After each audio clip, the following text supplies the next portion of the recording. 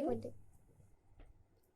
In this module, we are going to study about the new system of animal classification in brief, in which the classification criteria for these systems are grade of organization. We are going to study first, then body symmetry, then germ layer, body cavity, and body segmentation.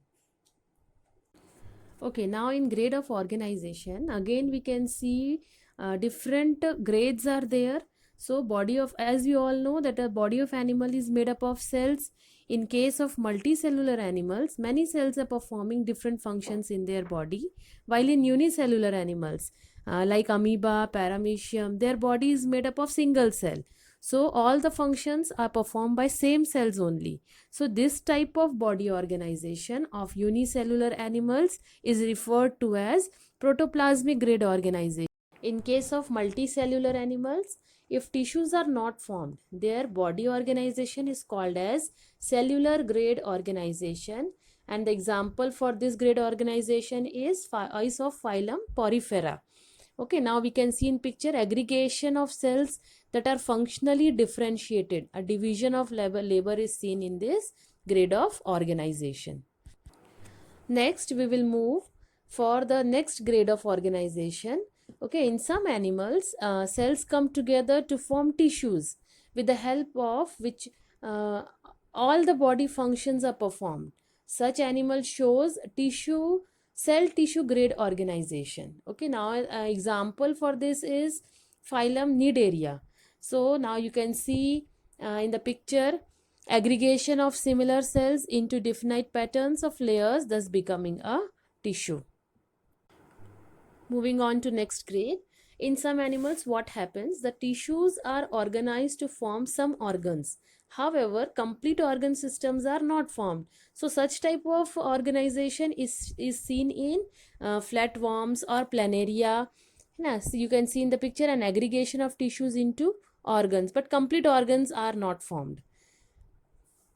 Besides the four type of body organization which we have studied till, remaining all animal shows organ system grade organization, in which what happens, different organs are joined together to form organ system, and that performs a specific functions. Like in humans, we have seen digestive system, so many different organs come together, they join together, and they perform they form a system, and they perform particular function.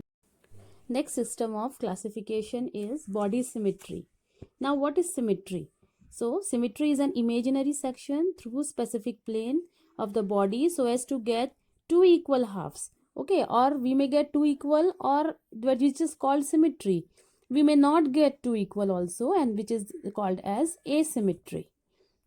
An imaginary sense, if body of any animal is cut through imaginary axis of body, it may or may not produce two equal halves.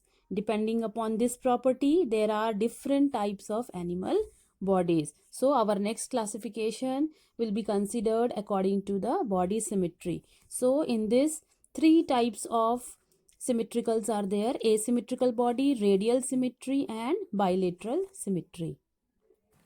In this image, you can see symmetric and asymmetric figures. See, in symmetric figures, two equal halves we are getting of a body, and asymmetric, no two halves are there.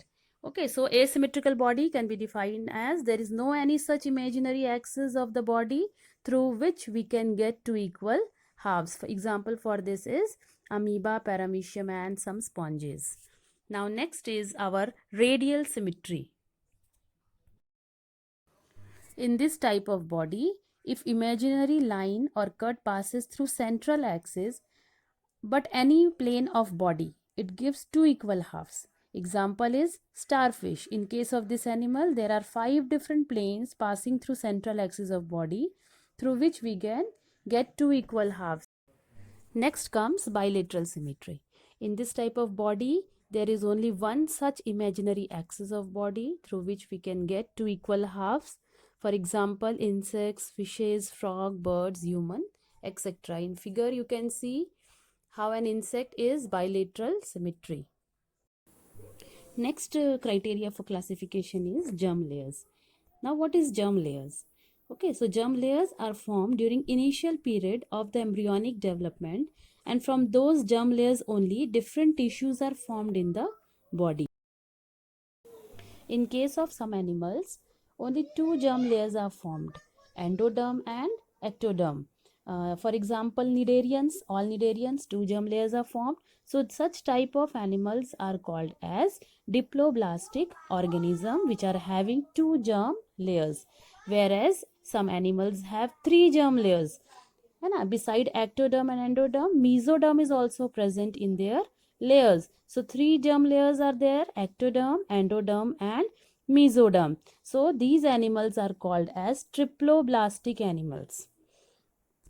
Here ecto means outer and derm means layer. So the outermost layer is called as ectoderm. Next is endoderm.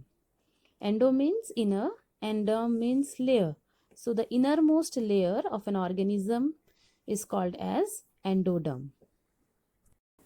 As you can see in figure, the organism having two germ layers are called as diploblastic, whereas organism having three germ layers are called as triploblastic organism. Now next criteria for classification is body cavity, which is also known as coelom.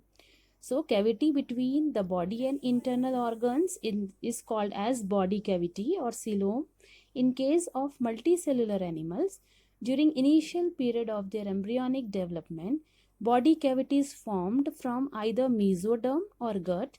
Such type of body cavity is present in animals of phylum Annelida and all phyla coming after Annelida. Such animals are called as eucoelomate, that is true coeloms. Okay, so the organism having true cavity is called as eucoelomate. And the body cavity is absent in case of animals from phyla Porifera, Cnidaria and Platyhelminthes. Such animals are called as acoelomate. You can see in the figure, no cavity is seen, no spaces are there, so it is acoelomate. In case of animals from phylum Aschelminthes, they have body cavity, but it is not formed by the above mentioned two ways. Hence, those animals are called as pseudocoelomates. Pseudo here means false. Okay, so the organism having false cavity, they are called as pseudocoelomates. Now here in this picture, we can see the cavity is totally absent in first picture, which is known as acoelomate. Second one, pseudocoelomate. Here false cavities we can see. And third one is coelomate having true cavity is present. Next criteria for animal classification is body segmentation. If the body of animals is divided into small similar units, then such body is called as segmented body, and each small unit is called as segments. You can see in the picture of earthworm, small segments are present in the body, so that body is called as segmented body. So the examples is earthworm of phylum Annelida.